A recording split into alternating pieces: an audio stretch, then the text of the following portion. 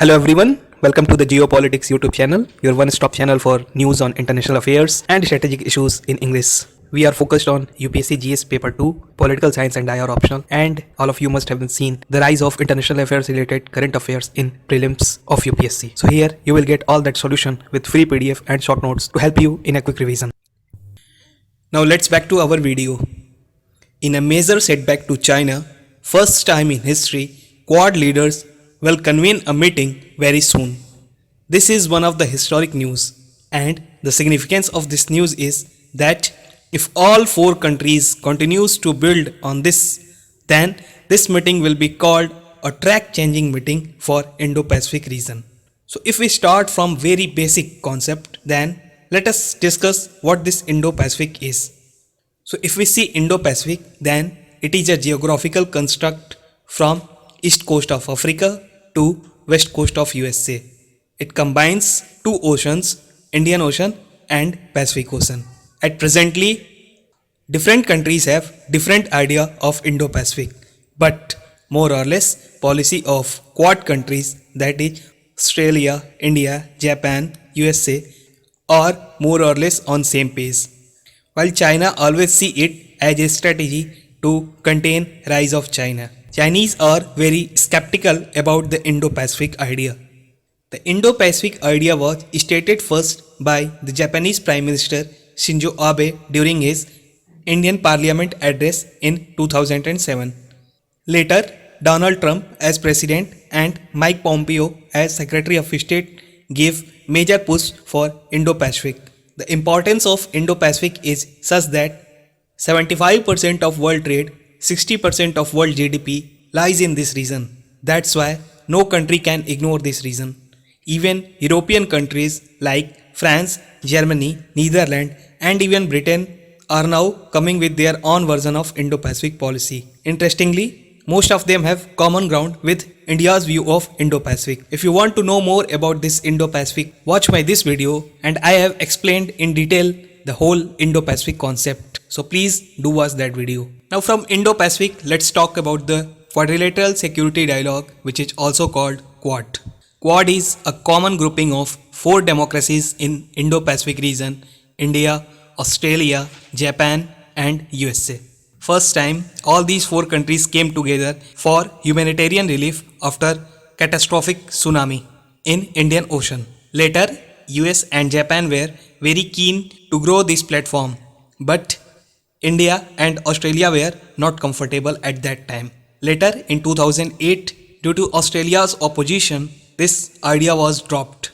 Now fast forward after 10 years, when China began to show its true colors from 2013 onwards, and it began to create troubles for Japan, Australia, India and USA, then all these countries again came together and revised the idea of Quad.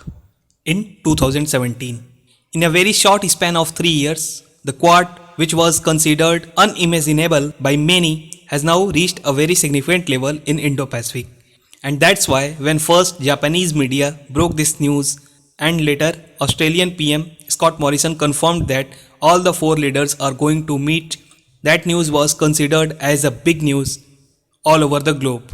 The reason it was called big news because most probably in US there is change in presidency and Joe Biden is now president, as he is reversing many of Donald Trump policies. So analysts were questioning his commitment to Indo-Pacific also. Similarly, in Japan too, PM Suga is now there in place of Shinzo Abe. That's why it was called as a test for Indo-Pacific policy, and now after seeing the stance of Joe Biden and Prime Minister Suga, it is clear that the policy of Indo-Pacific and Quad is going to stay here. One more thing is that it is said that the driver of Quad policy is India because its pace depends upon India's comfort. Last time in 2017 when Quad was revised, it was in background of Doklam crisis between India and China. This year, border crisis with China led to fast forwarding activities on Quad level. It is also considered that India is weakest link in Quad due to many reasons, because it shared unsettled land boundary with China. It is not US ally. There is no security guarantee from US. And most importantly, it is placed between two nuclear armed hostile neighbors, Pakistan and China. Despite that, due to current Ladakh standoff and Galwan incident, India is now openly promoting Quad. Inviting Australia in Malabar is its best example, where all four countries did their exercise together. It shows that, if I may borrow the word of former Army General of India, VP Malik word, then India has stopped appeasing China.